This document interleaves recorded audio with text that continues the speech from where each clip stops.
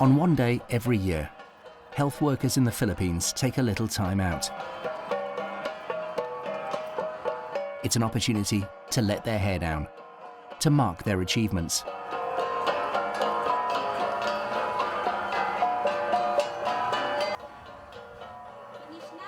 But not everyone is taking part. There's one disease that gives no respite. It's a major public health concern. Yeah, it's one of the most common cause of hospitalizations in the country. A lot of children are suffering.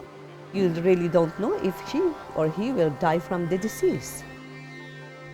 Sakit po ng tiyan ulit. Tapos nahihilo po ako, nasusuka, nalalanta, tapos hindi rin po makatayo. There's no cure, and until recently, no vaccine. The disease is spreading rapidly. For developing economies, it's a huge burden. And for the rich, the door is open. Now half of the world's population is at risk.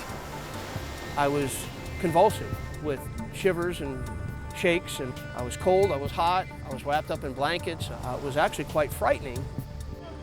A vaccine is urgently needed. Millions are living in fear. If you ask parents or even doctors, they will tell you it's one of the most feared disease. It's dengue. Dengue. Dengue. Dengue. Dengue. Dengue.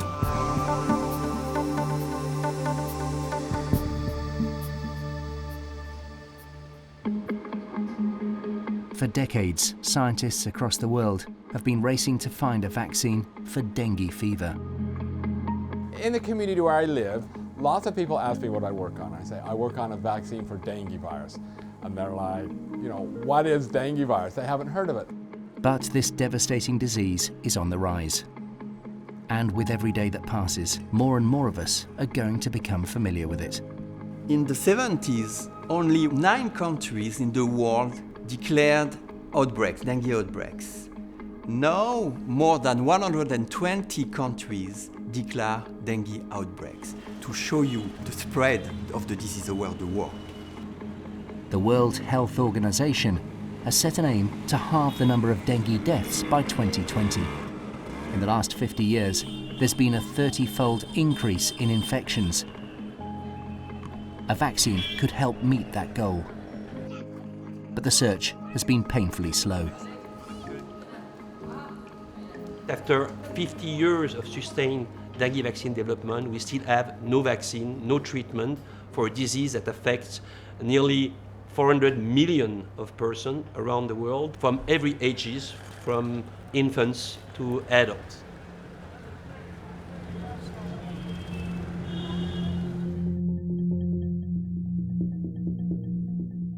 Finally, scientists have an answer. But still, the number of dengue victims just keeps going up. More and more families are left grieving the loss of a loved one. Yan, yun yung ano ko, yung bali eldest ko. Yung nakamamatay lang noong lola niya. And then nagpunta kami doon sa bahay ng biyanang ko. Tapos din naiwan muna doon yung mga bata. Tapos nga nung ba pang 8 days nung lola niya, naligo daw sa dagat. Ayun, doon na nilagnat siya nung hapon. And then kinabukasan naman, din na pina-check up ko naman sa doktor. Tapos hindi nga siya nakatulog nung gabi. Tapos ikinonfine na namin sa ospital. Bali 2 days lang siya doon sa ospital, namatay na. Dengue. Mabait na bata. Kayong pala sandali lang namin makakasama. Siya, hindi naman siya kasi nga mabilis yung nangyari sa kanya. Kaya parang ang tanggapin na kasi nga 6 ng hapon, mataos na. And then 6 ng maga, kinabukasan, namatay na. Pero sayang, ang bait-bait nung anak kong yun, yung bata. Kaya... Unfortunately, the experience of Angelita and her family is far from isolated.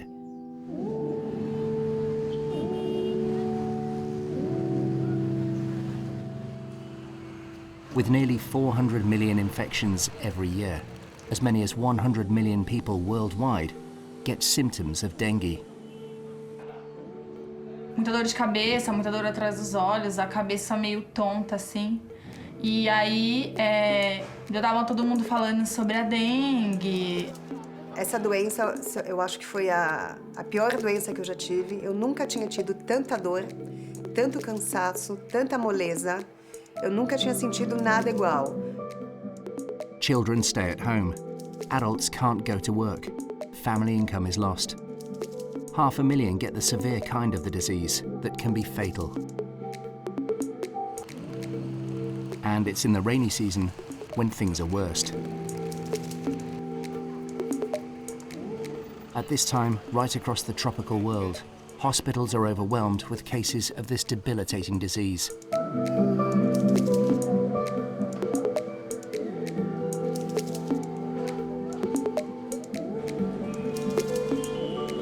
In many places, dengue is the leading cause of hospitalization.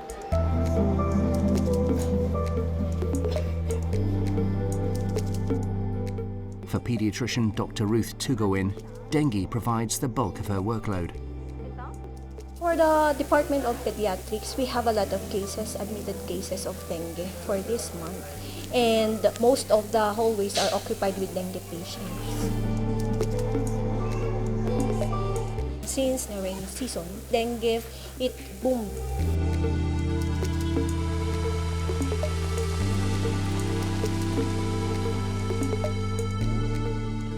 About 180 to 250,000 cases of dengue occur here in the Philippines. So that's a lot, and out of these, about 500 or more are dying because of dengue.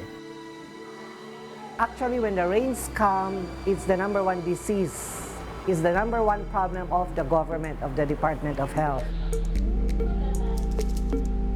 Nose bleeding, vomiting, abdominal pain, these are severe signs of dengue. So they have to be admitted. Sometimes these wards are 3 to a bed with dengue cases. My son is vomiting and vomiting. Vomiting blood, nosebleed.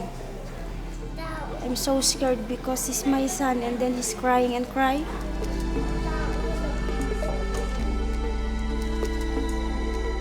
In the most severe cases, the patient goes into shock with internal bleeding. Fast medical attention is then critical. The worst thing that can happen to dengue, they can bleed to death and they be in irreversible shock. That's when the dengue is so severe that we cannot manage, even though we give full support, the patient might die. Eh, siyempre po sir, kasi sabi po nila minsan may namamatay doon sa dengue. Ay upo, natatakot na nga po kami mga kapitbahay sir eh. I've traveled to areas in Vietnam, in Thailand, in India, where I see hospitals that are full of young children who have dengue fever. I see a lot of people coming in every day for treatment. It's heartbreaking. For dengue, there is of course a human impact, which is hugely important, but there is also an economic impact, which is important as well. And when you have an outbreak of dengue in a city, for example, in a big city, everything stops. Economy, public health structures collapsed because the number of patients and the economic impact of such outbreaks are very, very important, especially in emerging and developing countries. The cost of dengue globally to healthcare systems is almost $9 billion, which is a huge burden for developing countries. And it's Asia and Latin America that are seeing the biggest outbreaks.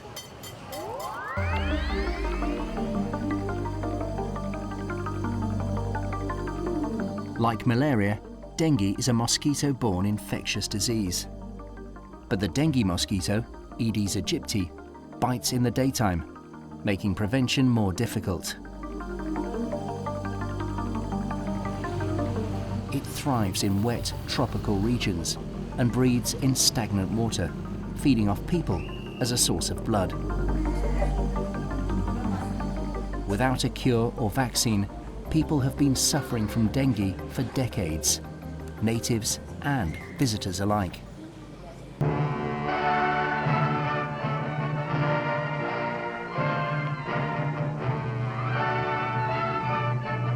Casualties, victims of attack. The enemy, dengue fever. It was when American troops started falling ill in the Second World War that efforts to develop a vaccine started. Carried by the female Aedes mosquito, striking down large groups of men with blasting violence. 10 dengue casualties for every combat injury. A few at first, then more, then still more. Long lines of them, out of action when we needed them most, with success or failure of our mission in doubt as a result. In the 70 years since, vaccines for other infectious diseases have made a huge impact across the world. Smallpox has been eradicated, polio largely wiped out. Huge advances have been made against measles. But year after year, dengue continued to outwit the best scientists. The field has spent 40, 50 years trying to develop a vaccine to dengue. There's been some small successes, there's been some small failures. If we finally can accomplish this goal, it will be a scientific breakthrough. The scientists here at the National Institutes of Health in Washington, D.C. think that they've made significant inroads. It's been years in the making, but now their vaccine is being tested in volunteers. We are currently conducting early phase vaccine trials, either first in human trials, so the first time a vaccine has been given to humans, or early evaluation looking primarily at the safety of a vaccine. So what kind of side effects does the vaccine cause in people? The trials for this vaccine are small, involving about 20 to 50 people. The idea is that they should give early signs of whether or not a vaccine is safe to use on humans and whether or not the results look promising enough for a bigger trial in an endemic country. Around the world, other teams of scientists have also been battling to find a working vaccine, using different approaches to tackle the complex disease.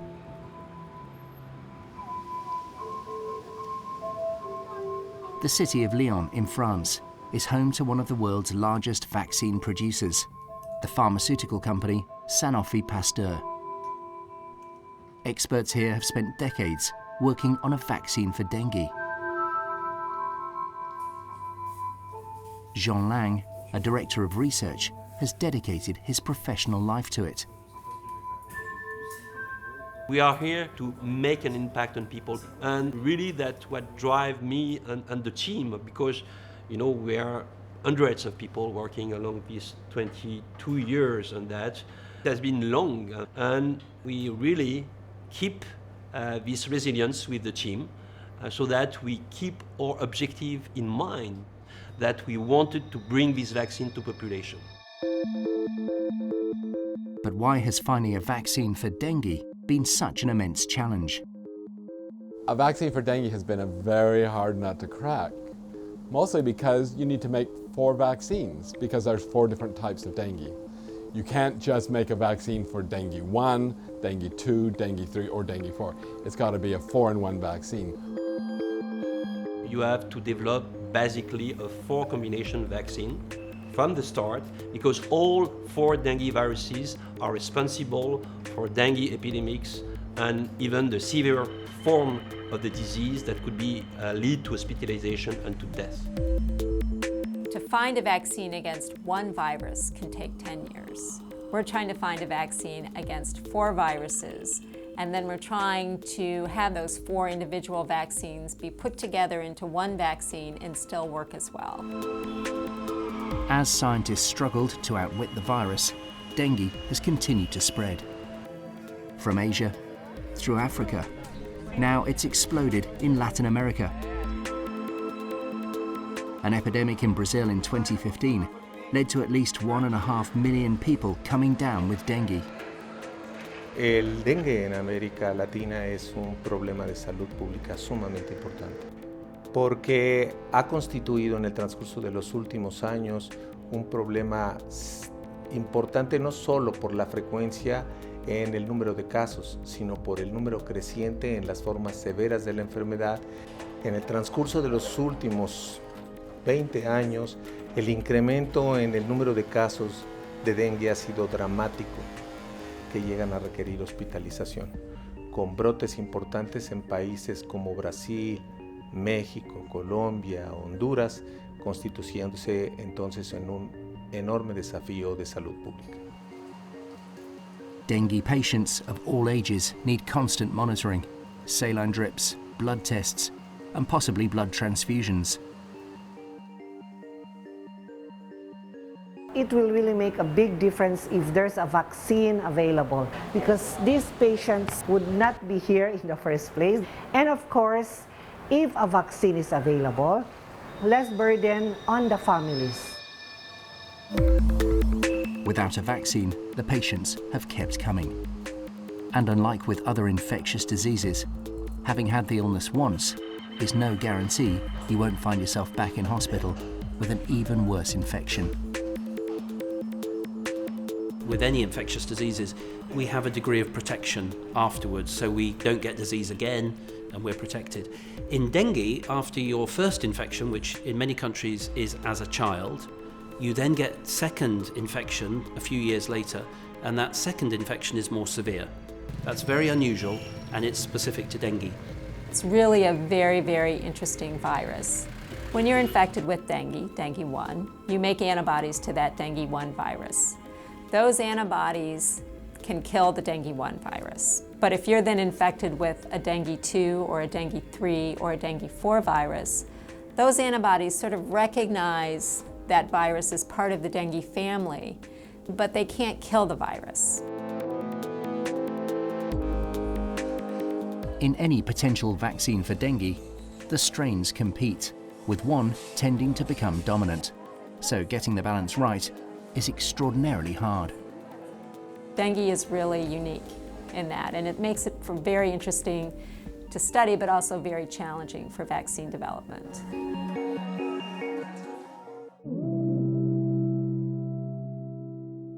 In the meantime, the problem is intensifying. Because of climate change, in many areas of the tropics, Indonesia for example, the dengue season is getting longer and longer. Ya, biasanya itu terjadi pada saat musim hujan, yaitu sekitar bulan November, Desember, Januari sampai paling akhir bulan Maret gitu. Itu 20 tahun yang lalu gitu. Nah, sekarang ini berubah, dan ini juga sangat-sangat tergantung dengan perubahan iklim itu sendiri pada saat ini. Seperti tahun kita lihat sepanjang tahun itu musim hujan, dan sepanjang tahun juga kasus demam berdarah itu tinggi.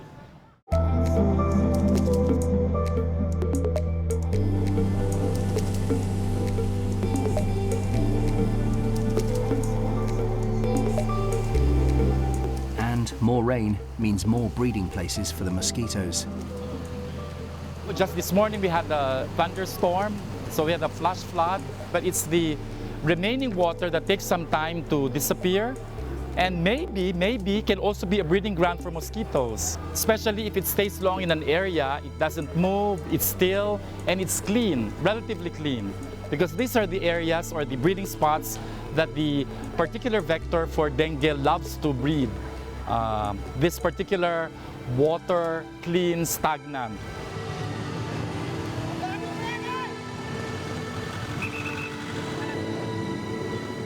In urban areas, there's plenty of stagnant water. Every puddle, every flower pot, every barrel and paint pot is a potential breeding ground for the dengue mosquito. So the growing cities of the developing world are like a magnet to them, and from there it spreads, thanks to us. I think it's a classic disease of the 21st century. It's driven by a mosquito that loves living in big cities where lots of people are congregated in a small space. Environmental change is undoubtedly having an impact on where the mosquito lives, and the disease is spreading through travel, through migration and urbanization. If I have the dengue, maybe I have a low-grade fever, I still feel well, for example, but the dengue infection is in me. I'm infected. So I go around and the mosquitoes in that area will bite me and they can just transmit the disease to other people in that area. So I'm the one who's spreading it actually.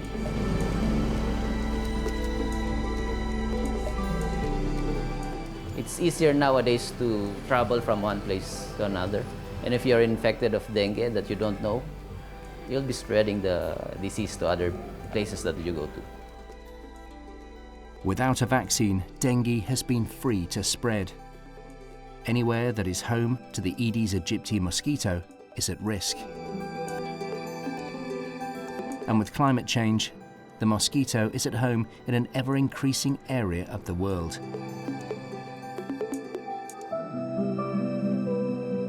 And this means it's no longer just a tropical disease.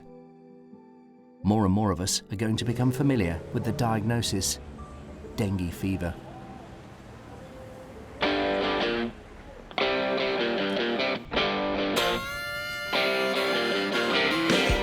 Here in the American state of Florida, life is far removed from the megacities of the developing world. For 3 years, Marty Baum has worked as keeper of the Indian River. More than most, he's familiar with mosquitoes in the area, but they've never been anything but harmless, until now. It gets into your system like a fever. Well, my wife and I had recorded a Miami Dolphin football game, and we propped up in bed, we were gonna watch it, and at 9 o'clock I was perfectly fine. By 10 o'clock I had 102 fever, 102.5, and I was convulsing with shivers and shakes, and I looked just like one of those World War II malaria yellow fever movies. I was sweating, I was cold, I was hot, I was wrapped up in blankets, my wife was wrapped around me. It was actually quite frightening, given that there was no clue as to why I was sick. This was something quite new for Marty. He had never experienced anything like it before. Usually you have a twinge when you're getting the flu, an ache, a gland, something tells you, oh, you're about to get it. There was none of that. So to be caught cold like that and have a fever jump so high out of nowhere was kind of frightening. I told her, if it gets any higher than this, take me to the hospital. And it was a long night. When the fever got worse, Marty's wife rushed him to hospital. He was there for the next 10 days. And he was very surprised to hear that he had dengue fever. It's not something that you normally see here in the States, in Florida. Sometimes you see it down south where there's a lot of immigration from the Caribbean, you know, Dade County and Broward County, but it just really shocked me. People always want to know, is dengue coming to this country? Is dengue coming to that country? An example would be the United States. So in Florida, along the Texas-Mexican border, the mosquito that transmits dengue is already there.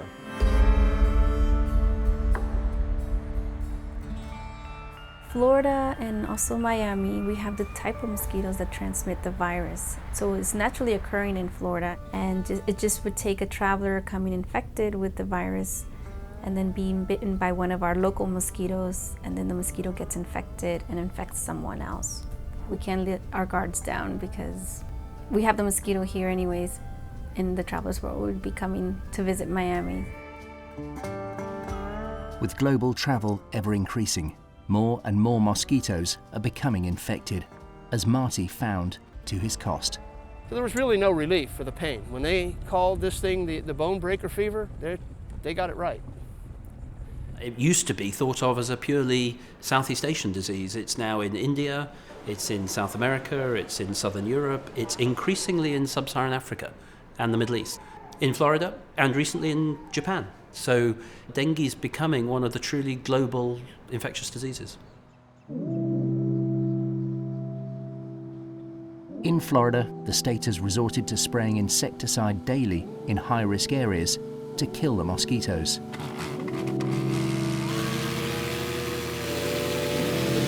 In the developing world, this has long been a tactic.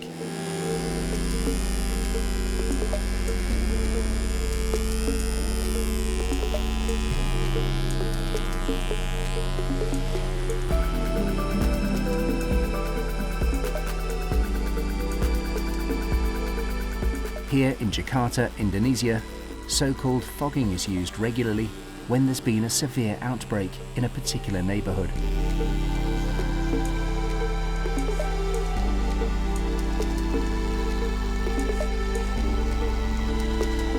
It does have a short-term effect, but it tends to just push the problem to another area.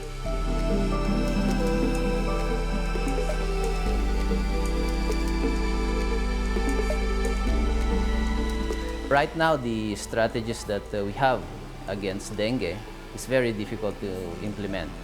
Because all of these are taking a toll on the environment, and it's very expensive also. In fact, about $6 billion is spent globally every year trying to control the mosquito population. And until now, it's been the only weapon against dengue fever.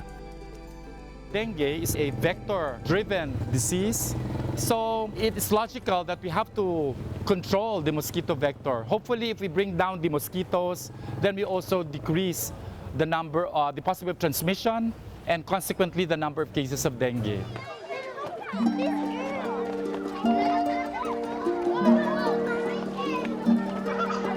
This school in the Philippines has nearly 4,000 pupils. Even here, the children are at risk from the disease. A few students here died because of dengue mosquito. We don't want other pupils to be affected also. We are really afraid of it. The teachers do what they can to prevent the children getting bitten. At 4 o'clock every afternoon, the pupils are set an important task: to rid the school of any standing water. They're looking for stagnant waters and those places where mosquitoes can hide. The sweeping so that mosquitoes may be swept away. At another school, rather than getting rid of standing water, they're using it to deliberately lure the mosquitoes. This is an OL trap, ovicidal or larvicidal trap. And the purpose of this is to catch mosquitoes so that the mosquito will lay eggs inside the trap.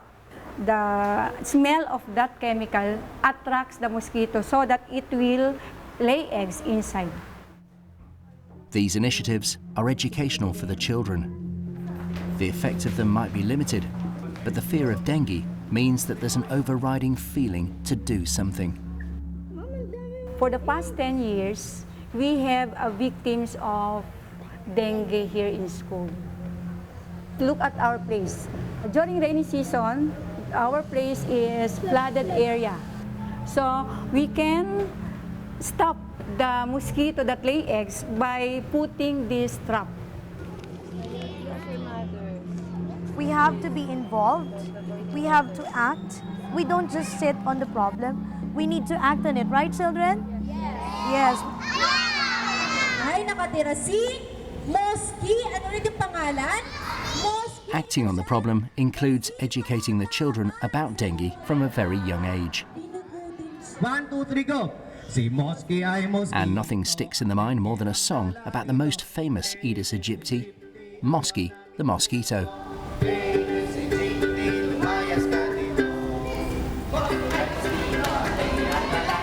Aedes aegypti, ayaw namin sa'yo. Education, raising awareness, and attempting to control the mosquito population are nothing new. It's what the Americans were doing 70 years ago. Water collected in rubbish heaps, on fuel drums, in ruts. Each pool and puddle was a mosquito nursery.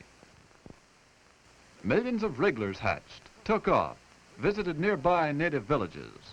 fed on dengue-infested native blood. Then it was that simple. Multiply it by thousands and you get what we got, trouble. Lots of it. Getting rid of standing water was the policy the Americans were advocating back then. It's important for the immediate area, but as with education, it can never be the whole answer. The mosquitoes will remain free to breed elsewhere. So scientists are experimenting with more innovative ways to control the mosquito population. They're looking into biological control, from genetic modification to infecting the mosquitoes with a common bacterium to stop them transmitting deadly diseases.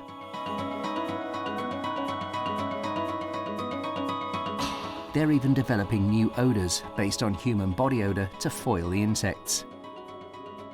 And these mosquitoes have been infected with deadly fungi.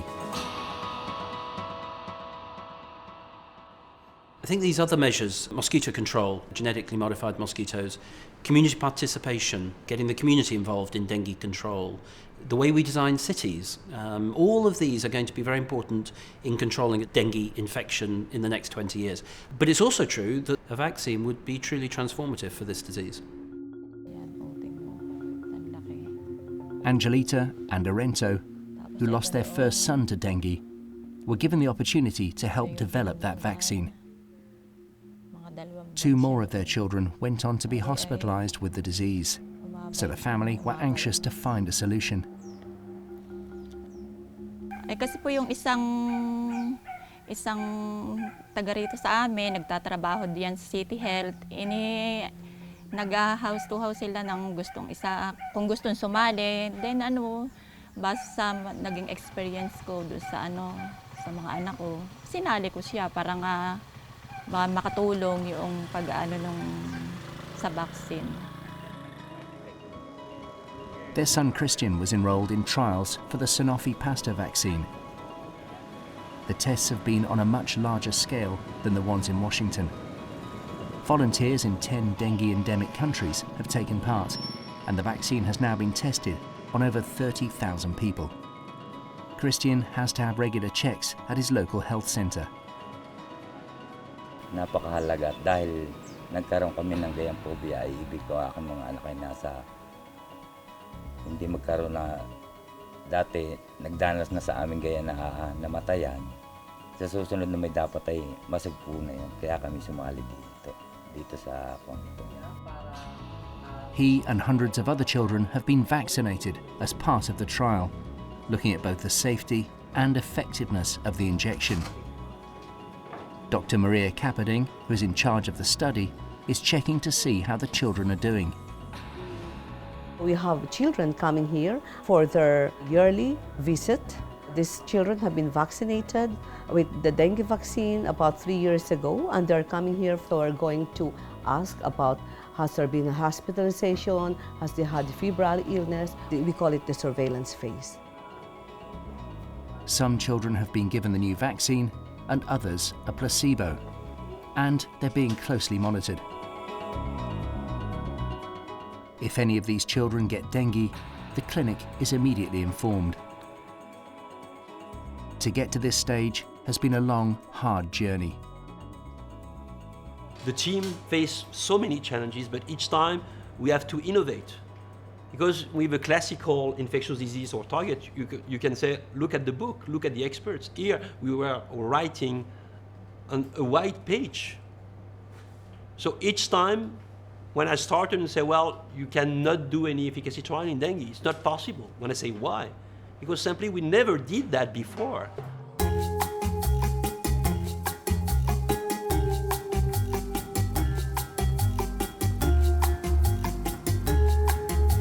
With Latin America showing the most rapid increase in dengue cases, doctors here were keen to take part in tests for a new vaccine.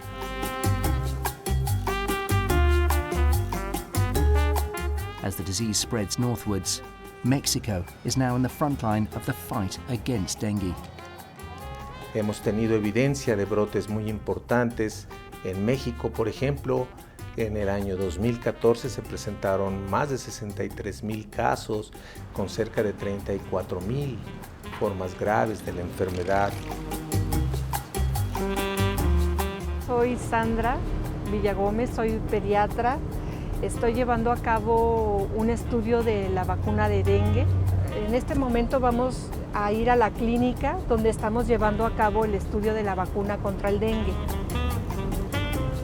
El estudio en México abarcó 1.350 niños, entonces en esta área con alta densidad de población y alta prevalencia de dengue.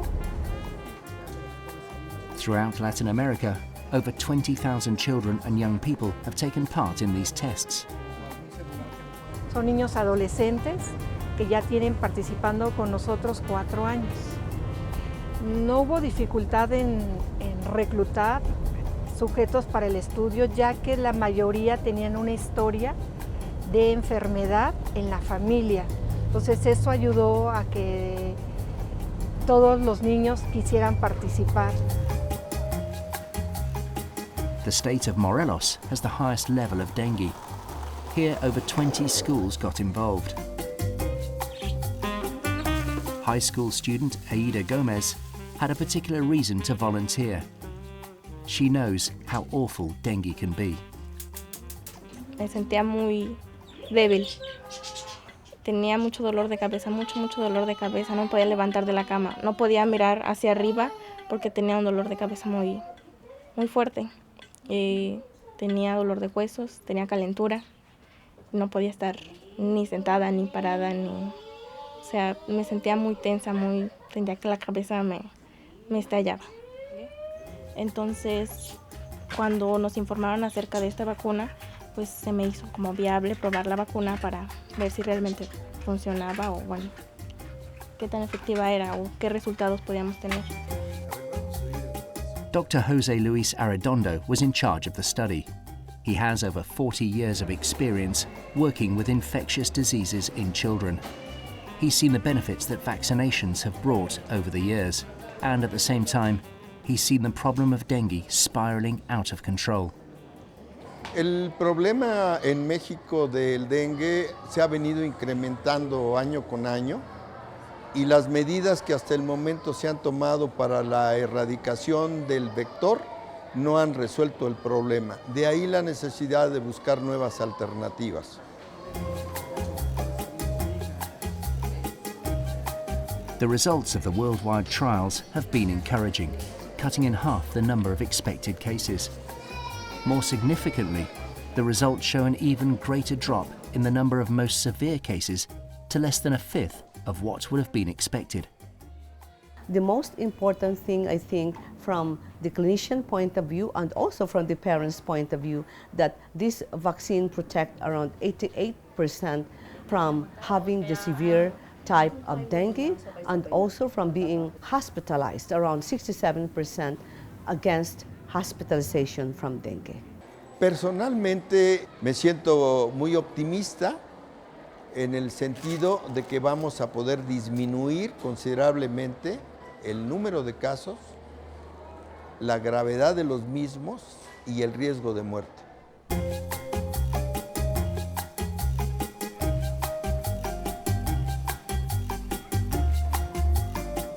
Nosotros estamos esperando buenos resultados con esta vacuna.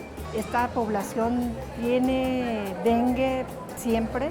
Entonces, el contar con una medida eficaz para control del dengue es muy importante para todos nosotros como médicos y la población en general.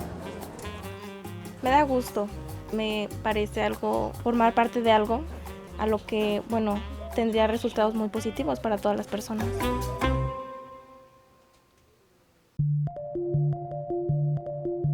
Sanofi Pasteur are already building a huge production facility dedicated solely to the dengue vaccine. The vaccine might not be effective in every case, but still news of its approval by several countries is causing excitement across the medical world. At last, after 70 long years, a vaccine against dengue is available. We've been used to having vaccines which are unbelievable, 100% effective, safe in everybody, and that's what we've got used to. We're moving into a world now where those vaccines may be less effective, but can still have a major impact on public health. And I think we shouldn't be too disappointed with something that we say is 65–70% effective, because that may actually reduce the burden of disease such that less people go to hospital, less people have time off school, less people have time off work, and it would have a big public health impact. When you look at so complex diseases like dengue, you could not expect to have immediately 100% effective vaccine. So you come with a vaccine with 50–60% of efficacy, of protection. So it's really, in my opinion, a public health tool that could be very efficient.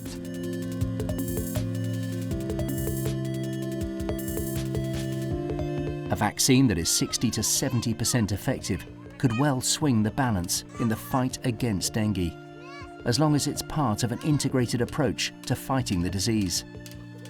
It's not the only component in the control of dengue, because you also have mosquito control, you have education, and you have vaccination. You're not going to be able to control it solely by having a vaccine. You're not going to be able to control dengue solely by having mosquito control. So everything, using everything of each of these elements will, in our opinion, allow to control dengue. In other words, if you use only one tool, it will be not possible to control dengue for long-term control. We have to find a synergy between vaccination and mosquito control. Researchers around the world continue to search for other effective injections against dengue. And more work will be done assessing the impact of the new vaccine. There's going to be a lot of players in this, and we don't need just a single dengue vaccine. There's room for many players. No one can produce all the vaccine that's going to be necessary to take care of the dengue problem worldwide. But the first vaccine is a start in meeting the World Health Organization's ambitious goal.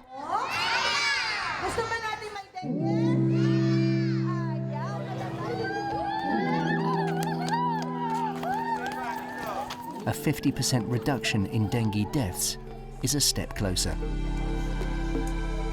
What we have in hand is a vaccine that could do the work and meet these objectives, and I think this is really an exciting time.